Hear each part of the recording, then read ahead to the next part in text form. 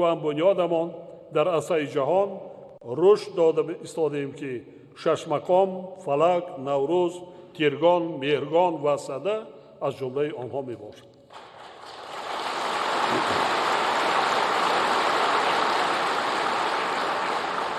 افتتاح بنای نوی کتابخانه ملی برای 10 میلیون نسخه کتاب در پایتخت مملکت شهر دوشنبه، برگزاری نمایشگاه بین المللی کتاب، آزمون‌های گوناگون مقصد آزمون جمهوری فروغ صبح دانایی کتاب است.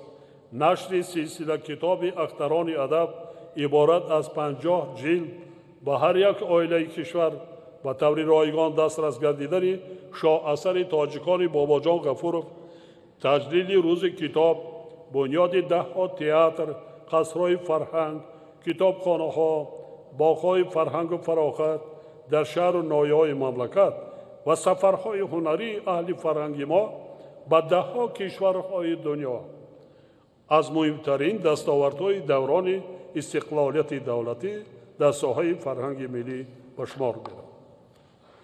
خاطرنشان می‌سازم که هدف ما از برگزاری و آزمون‌های علم، فروغ معرفت، تاجیکستان وطن عزیز من، فروغ صبح دانایی کتاب است و المپیادا و آزمون‌های گوناگون تقویت بخشیدن هویت ملی، حس افتخار از تاریخ و تمدن باستانی خلقمان، باز هم بلند برداشتن سطح سوادناکی و معرفتناکی مردم قبل از همه نورسان و جوانان، تقویت ذوق زیبایی پرستی آنها و پیدا کردن استعدادهای نادر از بین نسل‌های آینده ساز می‌باشد. طوری که مشاهده می‌گردد حالا در جامعه ما نسل نوی صاحب استعداد، علم و دانش دوست و فرهنگ پرور و زباندان به کمال رسیده ایستاده است و ما باید آنها را از هر جهت دستگیری نماییم.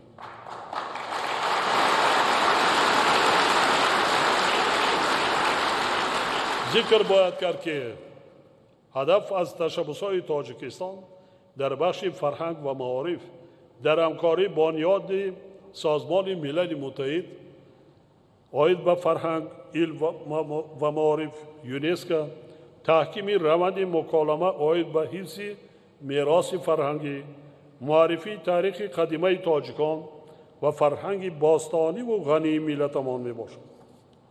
سال 2021 در برابر نامبندی مشترک راه ابریشم، دالان زرافشان قراقم، 9 موضع میراث تاریخی و فرهنگی تاجیکستان بر روی خط مقدماتی یونسکو وارد کردید. همچنین پیشنهاد تاجیکستان آید به وارد نبودن 2500 سالگی شهرک قدیمه تخت سنگین بر روی خط جشنواره‌های یونسکو برای سالهای 2022-2023 پذیرفته شد.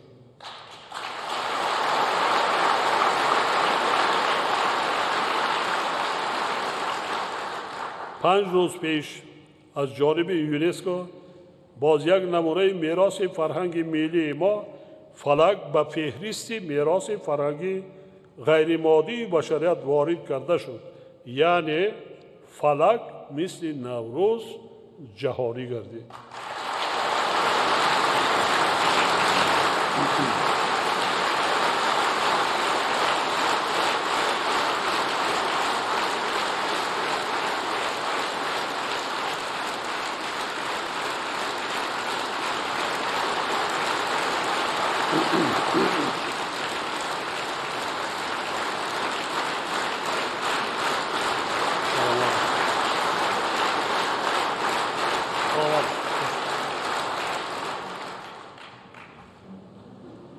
ماه اکتبر سال جاری اولین بار در منطقه اروپا نمایش نگاره‌های تاجیکستان تحت عنوان تاجیکستان کشور دریاهای طلایی در آثارخانه گیمه فرانسه برگزار گردید.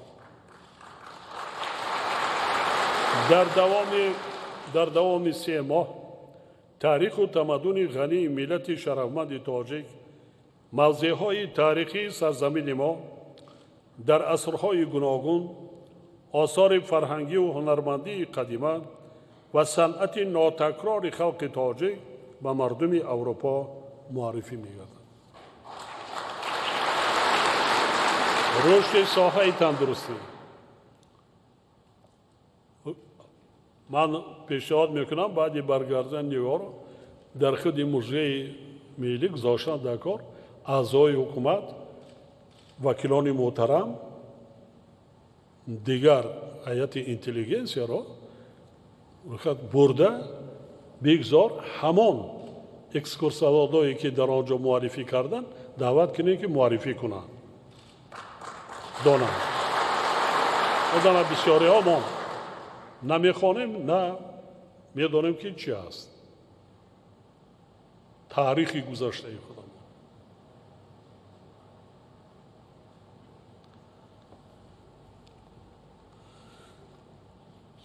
خودم. رشد ساحه تندرستی و حفظ سالمی اهالی یکی از بخش‌های مهم میباشد. بعد نیز همچون سمت افزایش‌یابی سیاست اجتماعی دولت و حکومت تاجیکستان باقی میماند. طی 30 سال استقلال دولتی جهت بهتر نمودن سالمی ساکنان کشور و برآمدن فعالیت ثمره‌بخش حفظ اجتماعی اهالی، اصول‌های معاصر تشخیص و تبابت راه اندازی گردیده، نیروی ذهنی ساحه و اینفراستراکچور مؤسسه‌های طبی و حفظ اجتماعی تحکیم و توسعه پیدا کرد. سال 1990 در تاجیکستان 2860 مؤسسه طبی با 52800 نفر کارمند فعالیت داشت.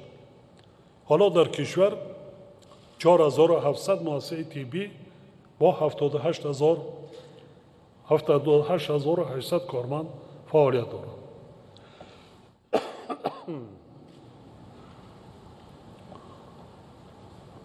در دوام 30 سال استقلالیت برای ساحه تندرستی 187,000 نفر طبیب و کارمندان میانه طبی تیار کرده شده است.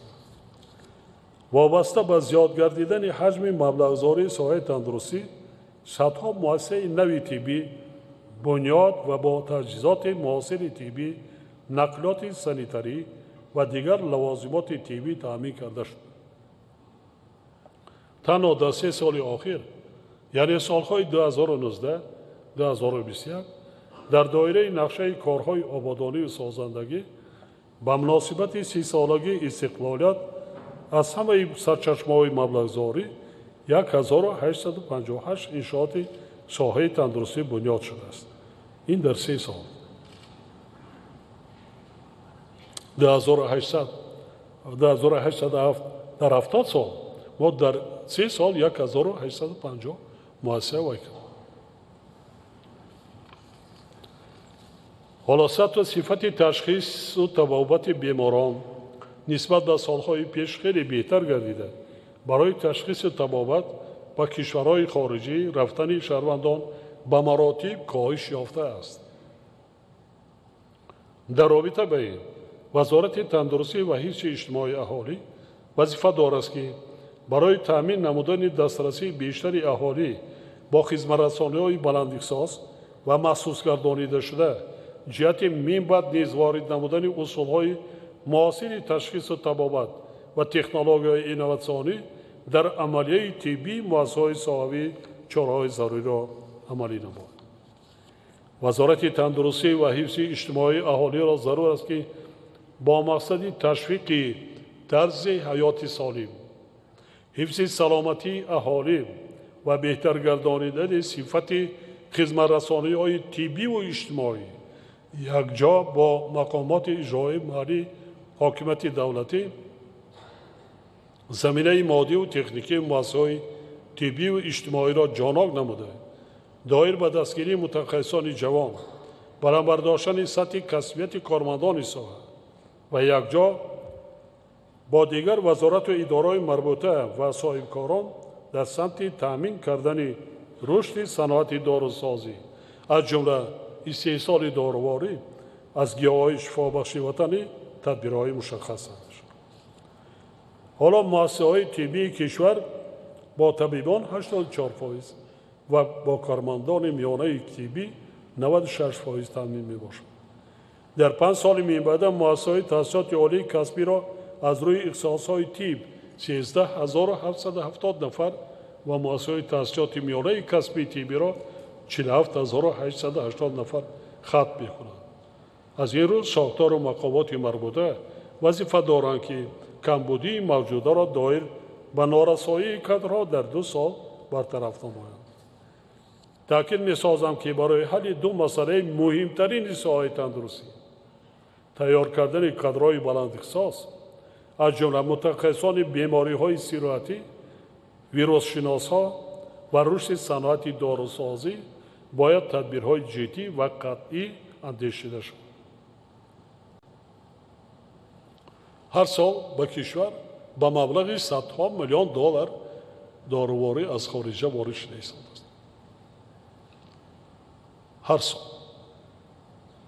ما مسئله رشد صنعت داروسازی را باید جدی حکومت مملکت در یک جایگی با صاحبکاران مشروع باشد که در سالهای آینده این را کمتر شدتش را پستر کند. و بینید کووید نشان داد که بسیار دولت‌ها برآوردن فروش کووید به دیگر کشورها قطع کردند. خب بعد چیکار میکنیم؟ اگر یگان ویروس دیگر پخش شود، یگان اینفکسیون دیگر پخش شود،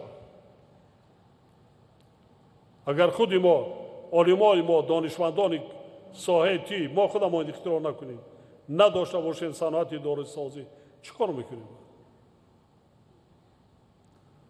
این کادرهای بلند اختصاص شماره را من گفتم 187,000 لیکن تا حاضر کارمندان ساحه طب در شهر نوای مملکت نمیرسه.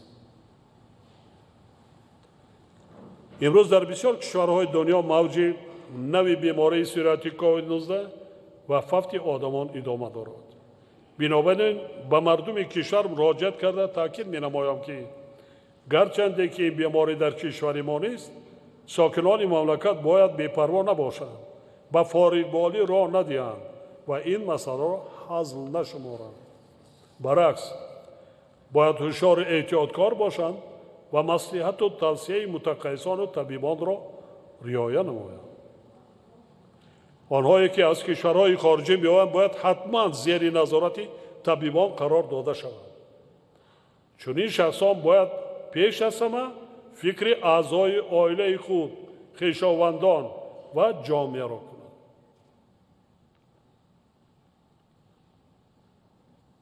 بینیدان اروپا، انگلیا، دیگر کشورها علاقه بینید چه تحریم‌های جدی دیده ایستادند.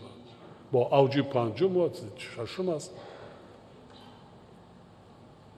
تا امروز 60% اهالی ایم کرده شده است و ضرور است که روند ایم‌گذرانی باز هم وسعت داده شود، زیرا یگانه راه مؤثر ایمن ماندن از این بیماری ایم‌گذرانی میباشد. جدی مشغول شدند در کار رهبران شهر نایاب، ولایت‌ها، جماعت‌ها و مردم تاجیکستان. حاضرین محترم، نقش بانوان و زنان در اعمار جامعه دموکراتیک و دنیوی خیلی بزرگ میباشد. طبق معلومات آماری زنان 49% اهالی کشور را تشکیل میدهند. امروز در کشور ساحه‌ای نیست که زنان و بانوان تاجیک در آن فعالیت پرثمر نداشته باشند.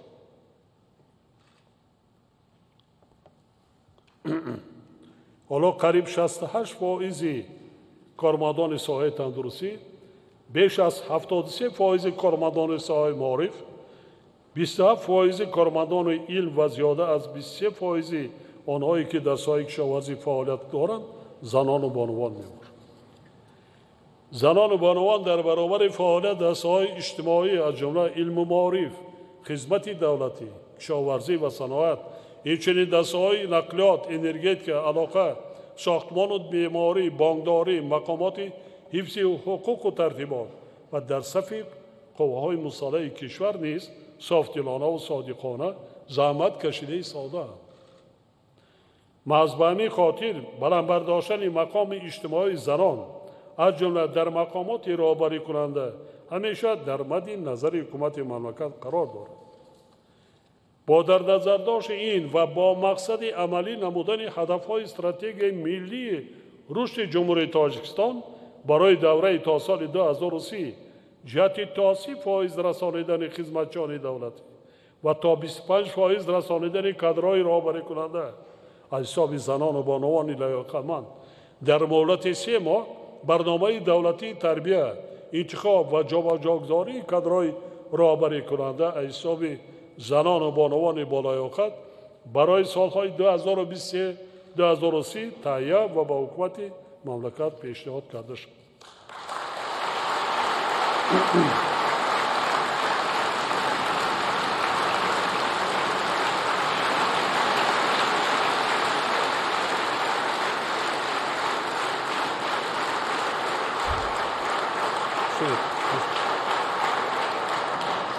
ما باید یک نکته مهم را همیشه در یاد داشته باشیم که زن مادر موجود مقدس می باشد و همه سیاستمداران و دانشمندان و بزرگان عالم از جمله پیغمبر اسلام از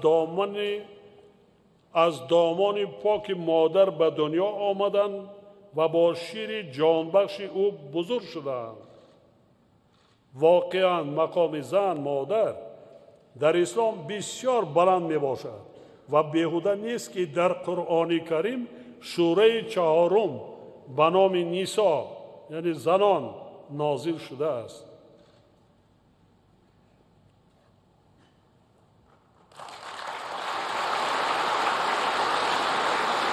دوستان عزیز، برادران گرامی، در تربیت فرزند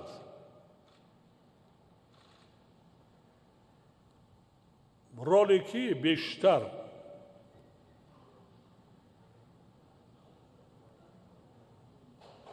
مشکل است؟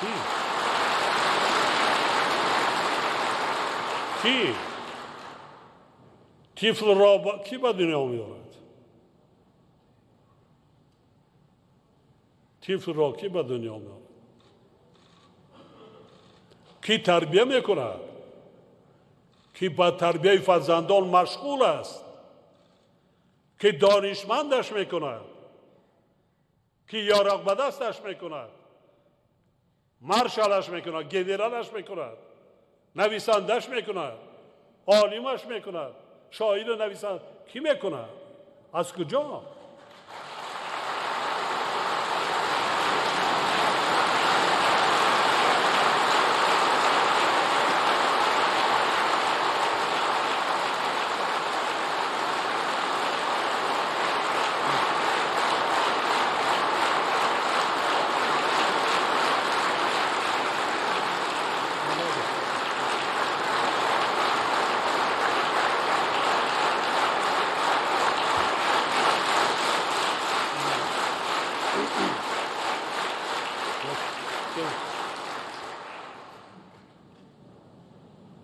همه خدمت ها در روزگار آیله‌داری وزمینی بر دوش زن است.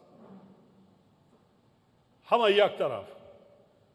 یک شبانه روز زیده‌دار در سر گهواره اگر ما شما یک عمر خدمت مادر را کنیم، یک ذره یک شبانه روز خدمت مادر را در سر گهواره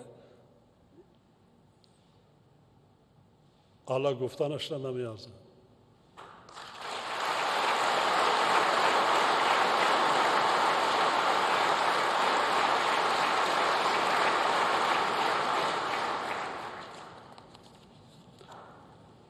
بنابراین با جا آوردن عزت و احترام مادران و زنان و بانوان و دختران سعی و تلاش به خاطر حل مشکلات آنها و فراهم آوردن شرایط برای علم و دانش آموزی و صاحب کسب و هنر گردیدن دختران وظیفه جانی ما می‌باشد.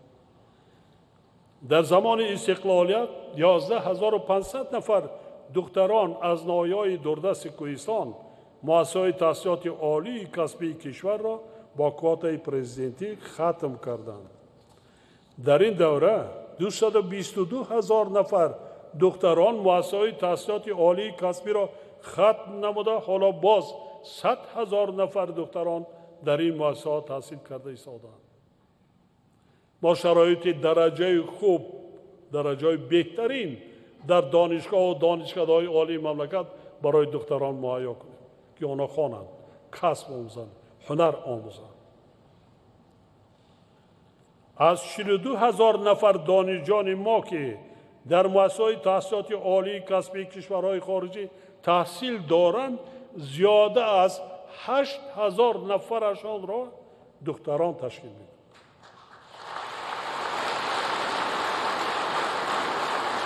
این شماره کم نیست. این جرأت در کار، سواد در کار، دانش در کار، زباندانی در کار، غیرت در کار.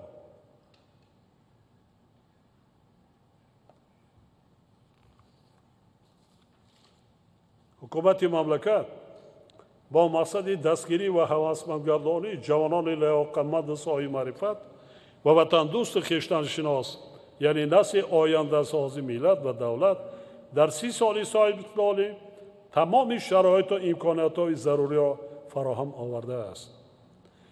طی سالهای 2011-2020 در کشور قریب 30,000 انشاءات ورزشی ساخته شده است.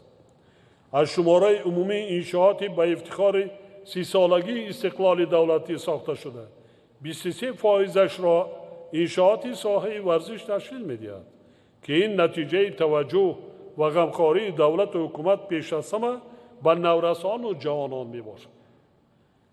جوانان آینده دولت و ملت، قوه پیشورنده جامعه و ذخیره استراتژی دولت و حکومت مملکت میباشد.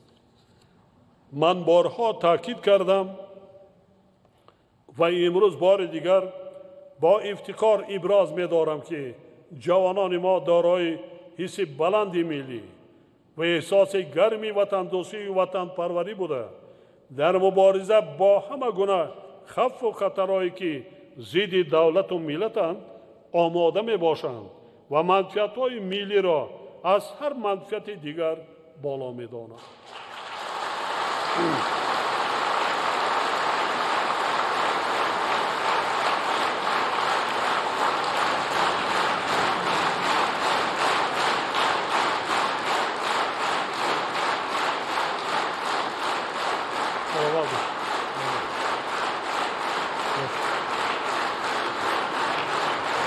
ما با جوانان باننگ و ناموس خود افتخار میکنیم و برای حل مسئله آنها می‌باید نیست تمامی تدبیرها را عملی می‌گردانیم. اطمینان کامل دارم که جوانان ما در دیگر سازی‌های جامعه نوین با فعالانه اشتراک کرده در معرفی دولت ملی، حفظ ارزش‌های استقلالیت و رشد تاجیکستان عزیز بیش از پیش سهم می‌گذارند. تأکید می‌نمایم که ما در 1000 ساله سیوم و عصر پیشرفت بی‌سابقه علم و تکنولوژی‌ها، یعنی در عصری که تمام جنبه‌های حیات توسط سواد و دانش و علم و تکنولوژی‌ها اداره کرده می‌شوند، زندگی داریم. برای همقدم زمانه بودن و رشد دولت و جامعه را تأمین کردن، آموزش علم و دانش، خصوصاً علم‌های طبیعی، ریاضی دقیق و از خود کردن کسب و هنر راه یگانه و درست میباشد. زیرا با بیسوادی، جهالت و خرافات جامعه به جای نمیرسد. ما شاهد هستیم، دور نمیریم. تکرارا خاطر نشان می‌سازم که خرافات جهالت است و جهالت به انسان تنها بدبختی می‌آورد و باعث عقیمانه جامعه و دولت می‌گردد. بنابراین پدر و مادران عزیز باید شرایط مهیا سازند که نورسان و جوانان، چی دختر و چی پسر، باید خوانند، علم و دانش و کسب و هنر آموزند. در اصل نو کشورهای به حل دشوارترین مسئله موفق میشوند که از لحاظ ذهنی و تکنولوژی هستند پیشرفته. یک مثال عادی میارم، دور نمیرم، امریکا را اینجا نمیفراره. یک مثال عادی همه روزه امروز که تمام جامعه جهانی را به تشویش آورد، از آنجا ما شما. وقتی که بیماری کووید 19 همگیر شد، راه نجات از آن یعنی واکسن را فقط کشورهای پیشرفته اختراع کردند.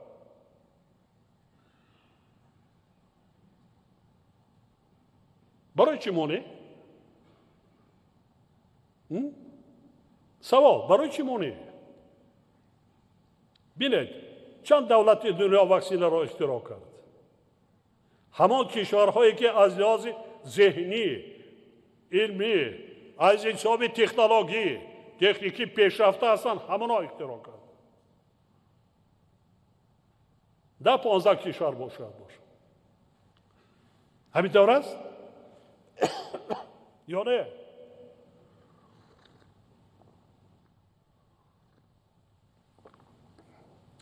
اگر واکسن نمیشد چیکار میکردیم؟ اگر من سوال کنم، اگر واکسن نمیشد کشورهای پیشرفته اختراع نمیکردن، ما چیکار میکردیم؟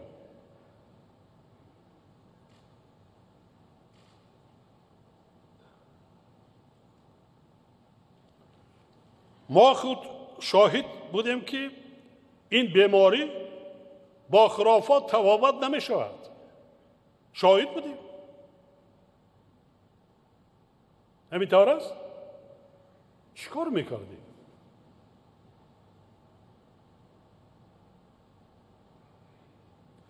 این اثبات آن است که ما با تعلیم تربیت فرزندان با زمانه با جهان نو هزاره نو نگاه کرده قدم گذاریم با پیش با قفا عصری و فرهنگی عصری میانگی نه. بعضا تاریخ ما شما زود داریم میکابیم، تاریخ جایی که آن چیزی که بهترین است برای انسان، برای نسل ها پیشنهاد کردن ماده کار، برای پیشرفت فکر کنیم، برای آینده که با نسل های آینده چگونه کدام دولت را میراث میمونیم، چگونه دولت را میراث میمونیم. اگر ما دو عصر پیش حاضر مهیا کنیم زندگی کرده میتونیم. در همون شرایطی که اولاد و اجدادای ما 1000-2000 سال پیش زندگی کردن، همین شرایط اگر برگردیم همون در زندگی کرده میتونن مردم.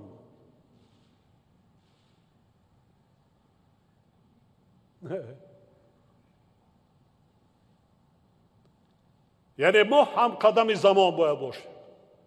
مخصوصا من به جوانان بار دیگر همچون دوست، همچون رفیق، همچون پدر چگونه که قبول میکنیتان رو آورین با علم، هنر، دانش، کسب، هنر آموختن زبان خارجی این را آموزیتان. من پایانتر با هم ایستاده میگذارم.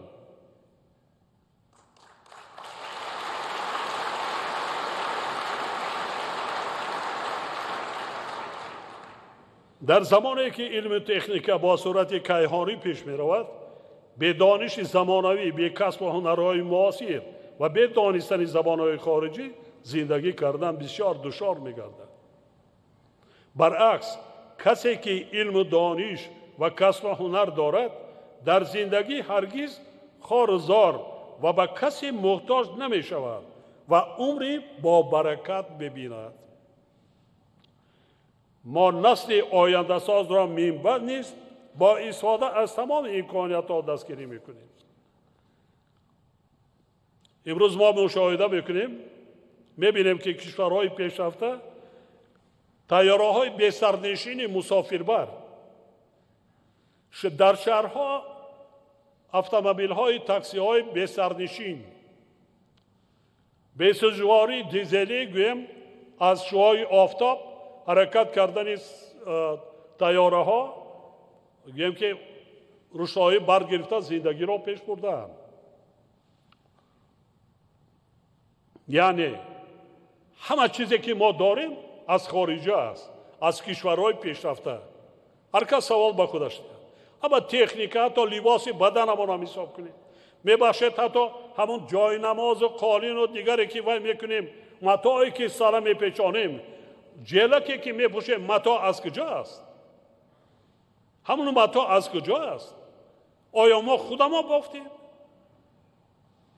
حالا که پخته داریم، هنر نداریم. لباسی که ببر میکنیم از کجاست؟ یعنی ما همه بایگری ما کمک به اقتصادیات کشورهای پیشرفته و ترقی کرده است. ما به اقتصادیات آنها کمک کرده ایستادیم، مال آنها را میخریم، استعمال بکنیم. با این دولت داری کرده میشود؟ نه.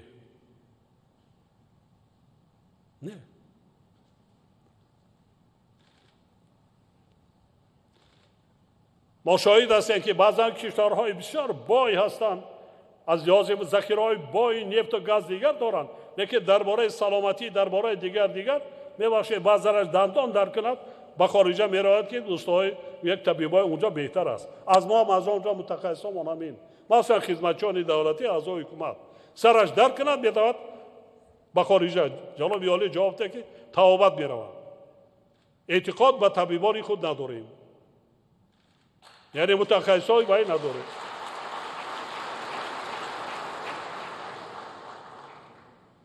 یعنی در عصر نو، هزارای نو نکنیتون برادران عزیز، می شود وقت میتون سخنهای مرا فراموش نکنید، مخصوصا پدر و مادر.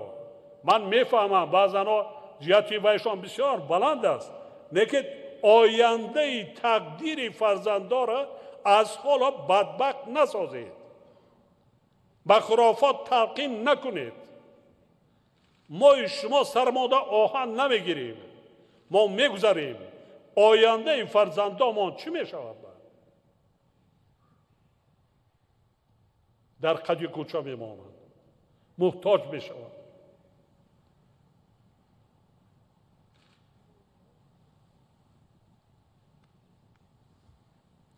من دائما در برآمدها تاکید میکنم دولت را کی آباد میکند؟ ما شاهد هستیم که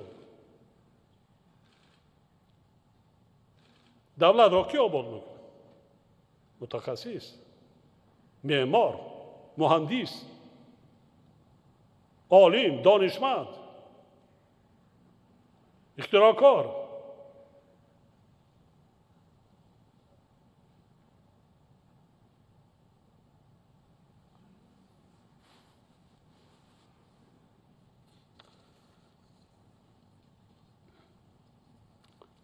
من تاکید میکنم خدای تعالی بنده را حس کرده است، عقل داده است، چشم داده است، دست داده است، آب داده است، زمین داده است که بهره بر، محنت کن، کار کن، زندگی تبین. عقل کار فرما، بله با کارهای بد دست نزن، کسی را زیان نرسان، نیکی کردن به همه.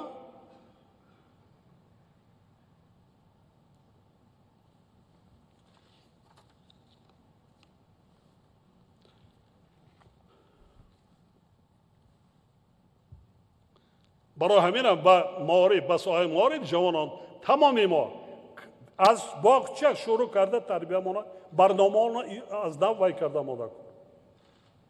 آموزن، بچه ها آموزن، سواد آموزن، سواد زمانوی آموزن، تکنولوژی را وای کرده ماده کن است.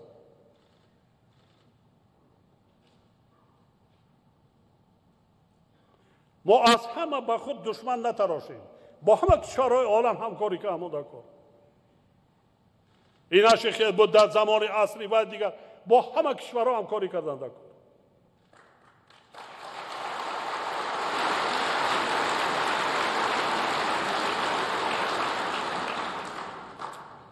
تحملگرا بودند. تحملگرا بودند.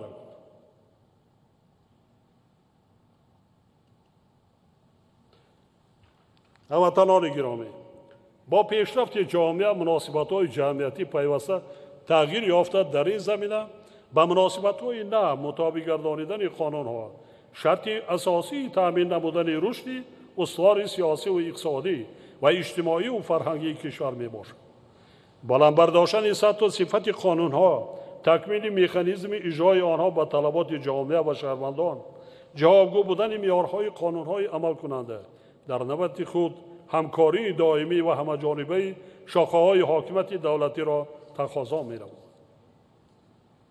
با این مقصد مجلس ملی و مجلس نمایندگان مجلس عالی و دیگر مقامات خود ایجاد کننده را ضرور است که تحلیل منتظم قانونگذاری از جمله مانیتورینگ عملی شوی سندهای قانونگذاری را گذرانیده سطح مطابقت قانونگذاری مملکت را به هدفهای سیاسی پیش بینی گردیده معین نمایند و عاید به تکمیل قانونگذاری و بلند برداشتن ثمرناکی روند تطبیق حقوق چاره‌های سودمند شود.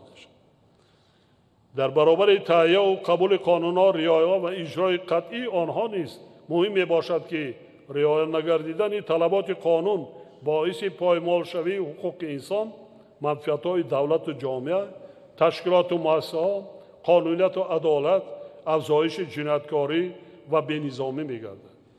ما این را سببی تا از سر گذراندیم سالهای 91 و 97.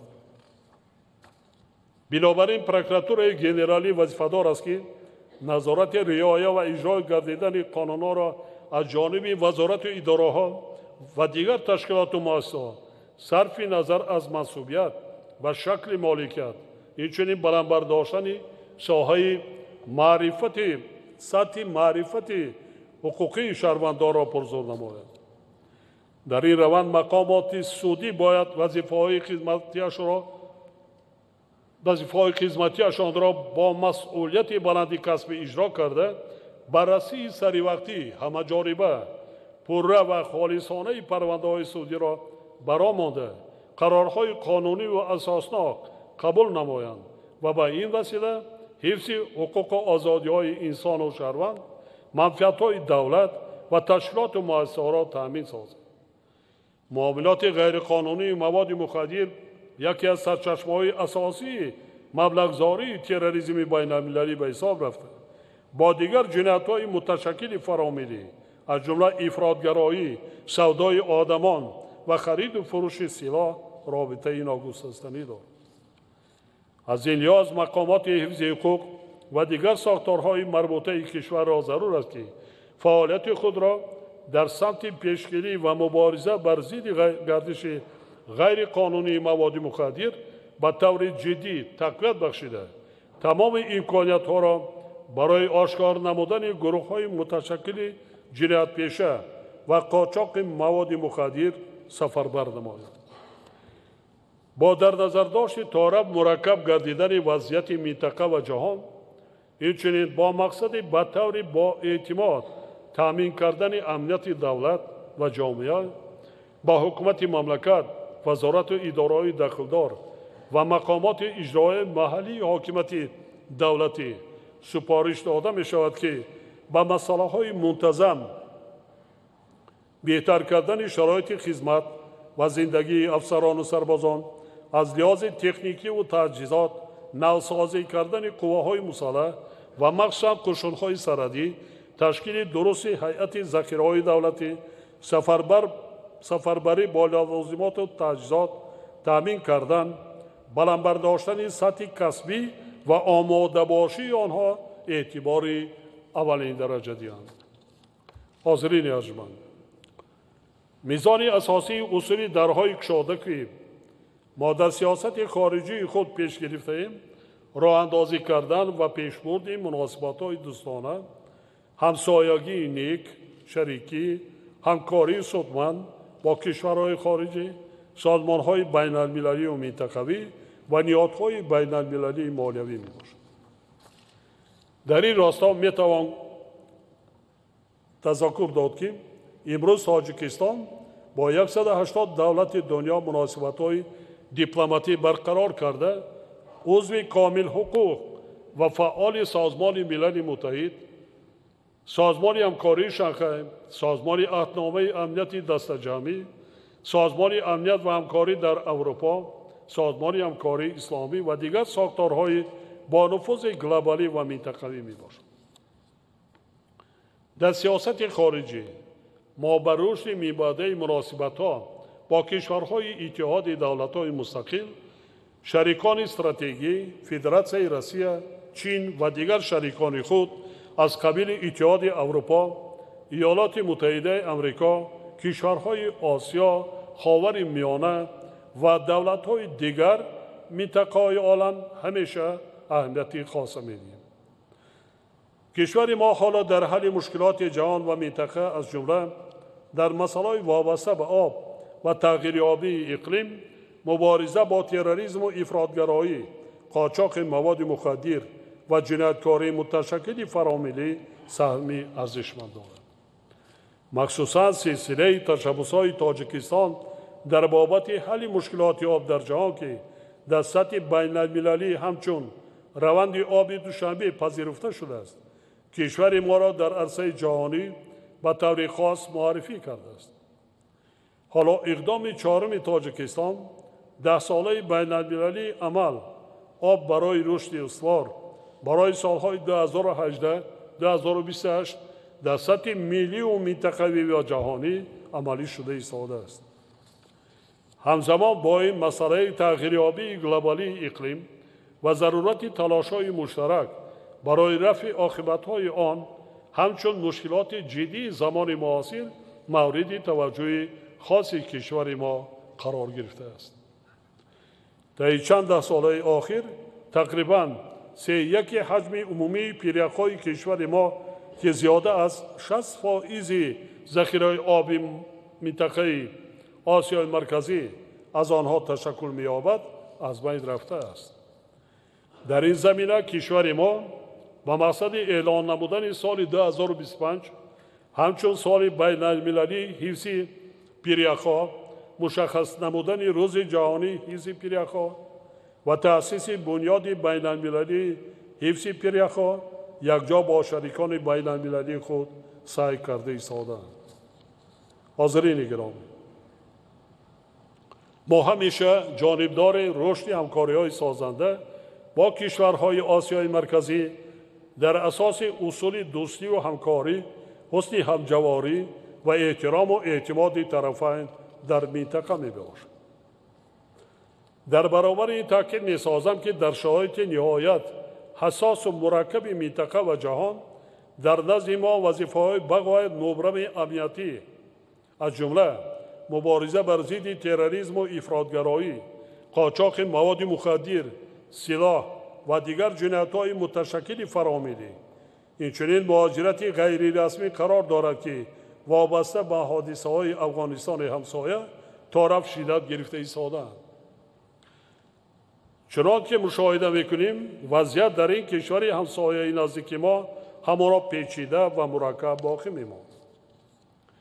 زیاده از 20 سال می‌شود که تاجیکستان از منبر سازمان‌های با نفوذ بین‌المللی و منطقوی دقت جامعه جهانی را به قضیه افغانستان جلب می‌نماید.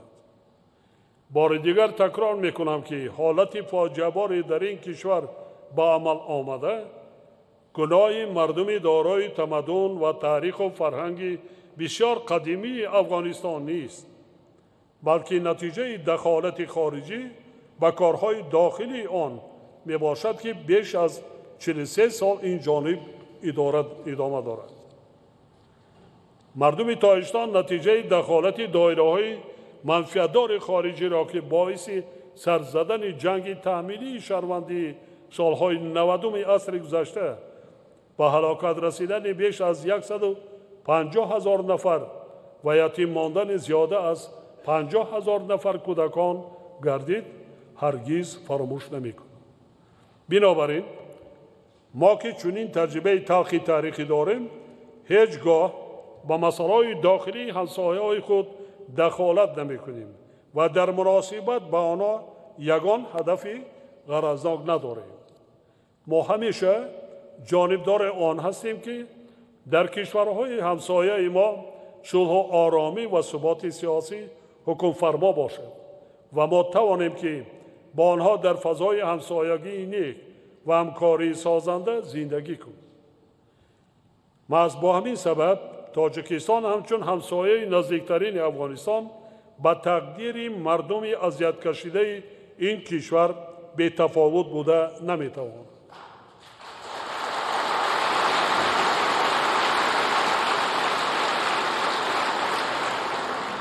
ما چنین میشماریم که سرجم ساختن تمام مردم و تأسیس دادن حکومت فراگیر منفعت‌ها و نمایندگان همه قوم و ملت‌ها و نیروهای سیاسی یگانه راهی رسیدن به ثبات و آرامی در افغانستان میباشد.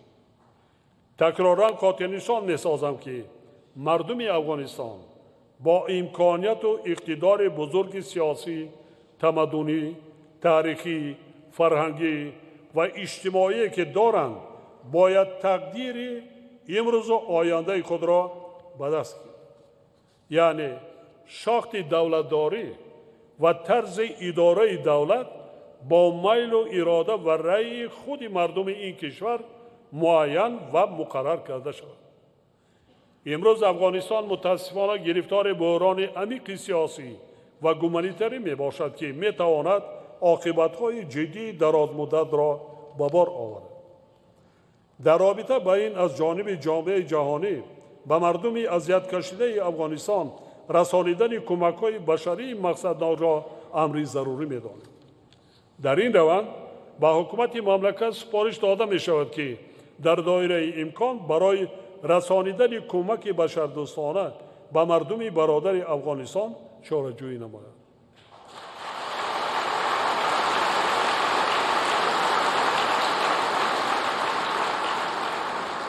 تاجیکستان در هم آهنگی با سازمان‌های مربوطه بین المللی امکانیت‌های وسیع لوجستیکی خود را در این جهت پیشنهاد کرده است.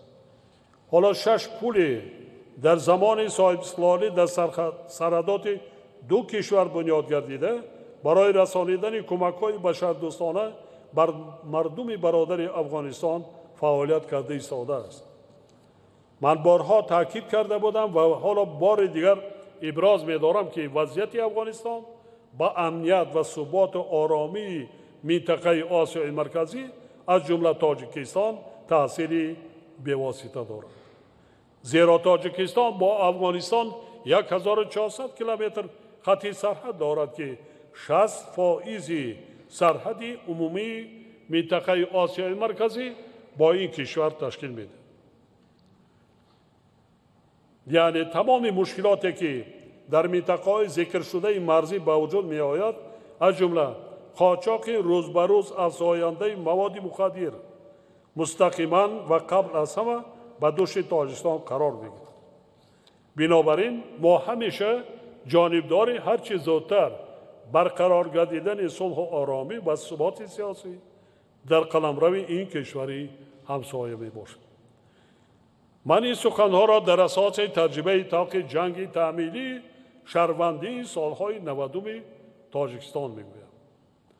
اگر افغانستان در آن ایام آرام و باثبات می بود، گروه های اکستریمیستی و تروریستی از جمله شهروندان ما با کمک و دستگیری کشورهای منفعتدار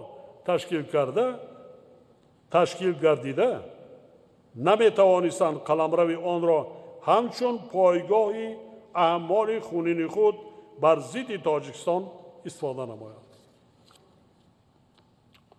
محترم اعضای مجلس ملی و وکیلان مجلس نمایندگان مجلس عالی جمهوری تاجیکستان، هموطنان عزیز، راه طی کرده کشور صاحب استقلال ما در دوام 30 سال گذشته این چنین دستاوردهایی که ما در این مدت با آنها نائل گردیدیم یک نکته بسیار مهم را واضح و روشن ثابت ساختند. مردم شهروند تاجیک می توانند در شرایط مرکب و بحرانی جهان معاصر با ننگ و ناموس وطنداری، حس بلند ملی و اراده قوی وطن مقدس خود را حفظ کنند، آن را باز هم آباد نمایند و نفوذ آبروی تاجیکستان آزاد و صاحب اختیار را در عرصه بین المللی بلند بردارند.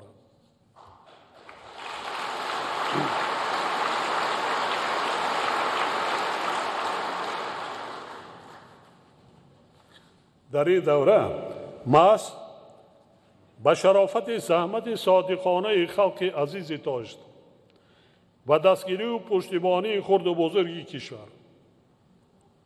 از سیاست پیش گرفته رهبریت دولت و حکومت ما مشکلات زیادی اقتصادی و اجتماعی را برطرف ساخته یک کشور آرام و باثبات و رو به ترقی را بنیاد نمودیم. ما برای آینده نیک مردممان به خاطر تقویت اقتدار اقتصادی دولتمان، آبادی وطنمان و مهمتر از همه منتظم بهتر نمودن سطح و صفت زندگی خلقمان پای دیواری مستحکم گذاشت.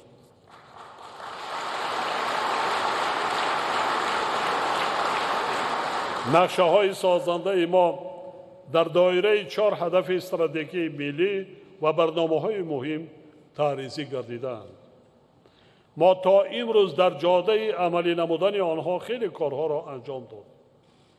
باور دارم که وکیلان پارلمانت، اعضای حکومت، خدمتچیان دولتی و عموما مردم شریف کشور تمام سعی و تلاش وطندوستانه خود را به خاطر عملی نمودن نقشه و برنامه های قبول شده از جمله تطبیق نقشه های صنعتی کنانی، آبادی و سازندگی وطن و با دستاوردهای باز هم بیشتر استقبال گرفتن جشن 35 سالگی استقلال دولتی تاجیکستان سفربر می سازند.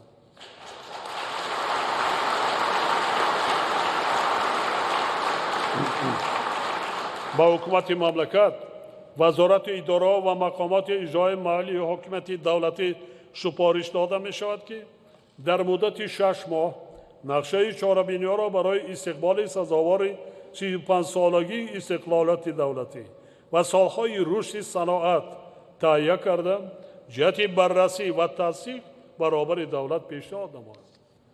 ما باید در 5 سال آینده تمام ذخیره و امکانیت ها و سعی و تلاش خود را به خاطر رشد و ترقیات دولتی صاحب استقلالمان، آبادی وطن محبوبمان و استقبال ارزنده این جشن مبارک و مقدس ملی سفربر نماییم.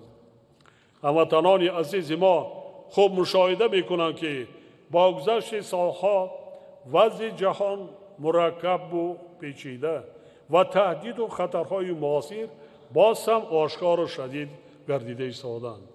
از این رو ما باید از صاحب دولتی و صاحب وطن بودنمان دائم شکرانه کنیم. همیشه هوشیار و زیرک و سرجم و متعهد باشیم.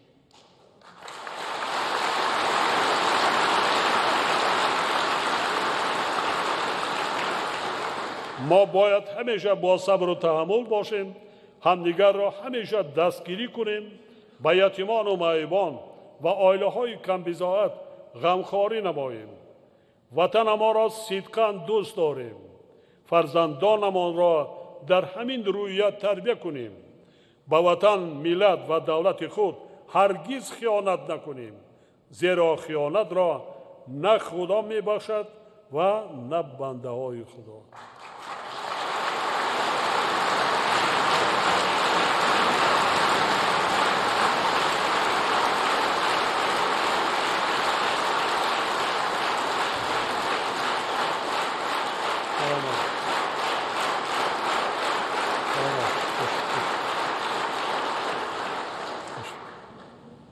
ما خوب می‌دانیم که در زندگی مردممان هنوز مشکلات زیاد وجود دارد، ولی اعتماد کامل داریم که تمام مشکلات و کمبودی‌ها را خودمان و با زحمت اهلانه و صادقانه مردم سربلندمان در سالهای نزدیکترین برطرف می‌سازیم.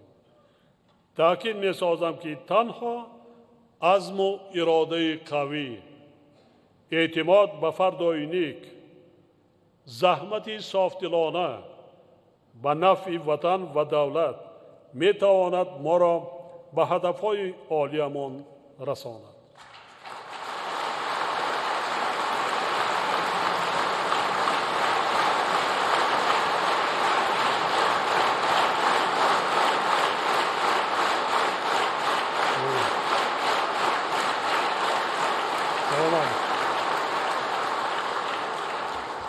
سلامت باشید.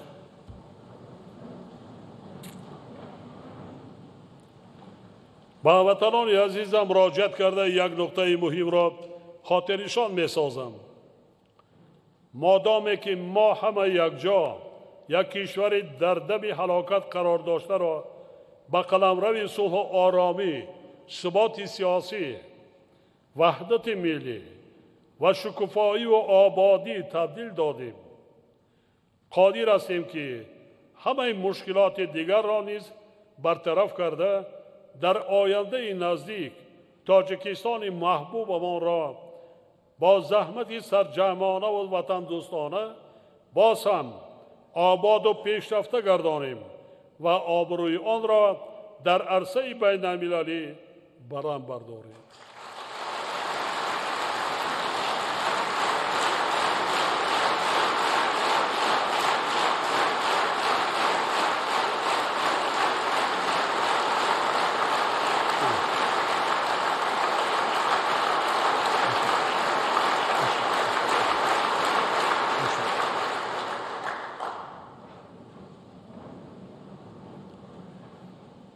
برای عملی گشتن همه آرزوهای نیک، نقشه‌های نیک، پیش از همه اعضای حکومت، وکیلان محترم، خدمتچیان دولتی همه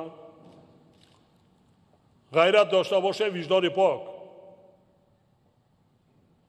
هیچگاه فراموش نکنید وظیفه مقدس ما شما خدمت صادقانه به خلق عزیز کردن است. دیگر یگان وظیفه دیگر ندارد.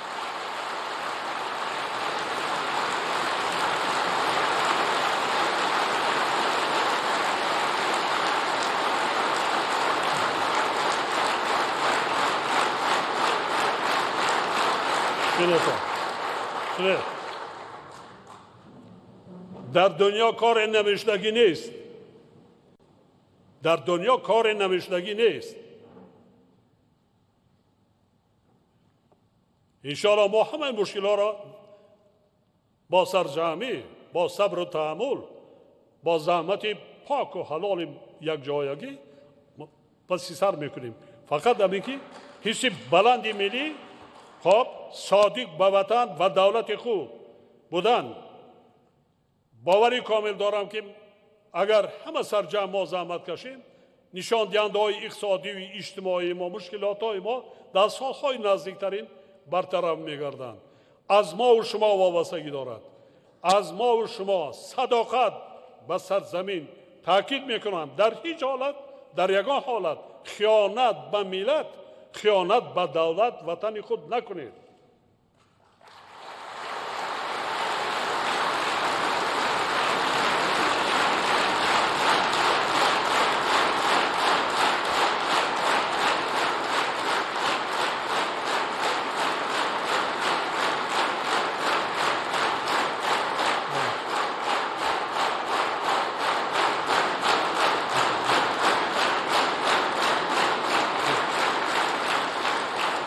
برای خلق عزیز ما شخصانی تشبسکار درکن که باوری داشت در 3 سال برای جشن 30 سالگی چقدر این 25 هزار انشاءات این به گفتن راست میاد، به زبان در زبان. من شاهد بودم چگونه ما صاحب کاران با ننگ و ناموس ما چگونه نه که صاحب کارا، ما خودی جماعتچگی، مردم، اهالی چقدر این تشبسات را، چقدر کارهای آبادانی کردن، چقدر محلهای اهل‌نشین دههای ما آباد شدن، چقدر اینه که در 10 سالها کردن نتوانستیم. من باوری کامل دارم در یک جایی بار دیگر میارا را محکم بسته در 5 سال دیگر تا 35 سالگی باقی مانده تا دههای دوردسترین ما کوشش کنیم که رشد و ترقیات دهات را نیز با مثل شهرها آباد و زیبا گردانیم و کارخانه‌های صنعتی بنیاد کنیم، جای کاری بنیاد کنیم، اقتدار صادراتی دولت را بلند برداریم که از محتاجایی که امروز دولت دارد بیرون سازیم، کادرهای جوان را تربیت کنیم، علم آموزیم، کسب آموزیم، هدایت کنیم، راه درست هدایت کنیم. باز میگویم کار نمیشدگی نیست. جامعه با سرجمی بینتون در ظرف 3 سال چقدر کارها را ما با انجام رسیم. وقتی که من رفتم میبینم، شاهد میشوم، این با عقل راست نمیاد که در یک مهلت کوتاه و بینید ویتران های ما 80-90 در رفته است، حصه گذاری کرده است با آبادی گوشه وطن خود. چرا ما شما نتونیم؟ ما داریم تمام این امکانیت ها را، فقط ننگ ناموس داشتن در کار. دنیا میگذرد. ننگ ناموس داشتن در کار از خود یک نشانه نیک مانیم، یک ملک آباد برای نسل.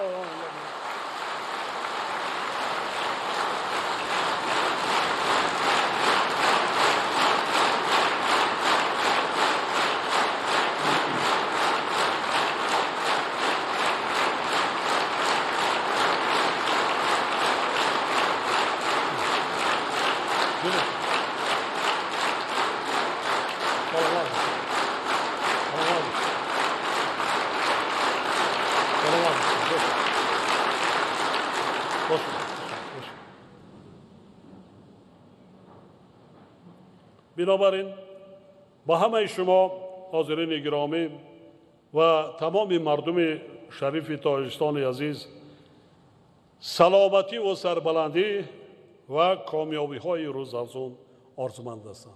موفقیت برای کار.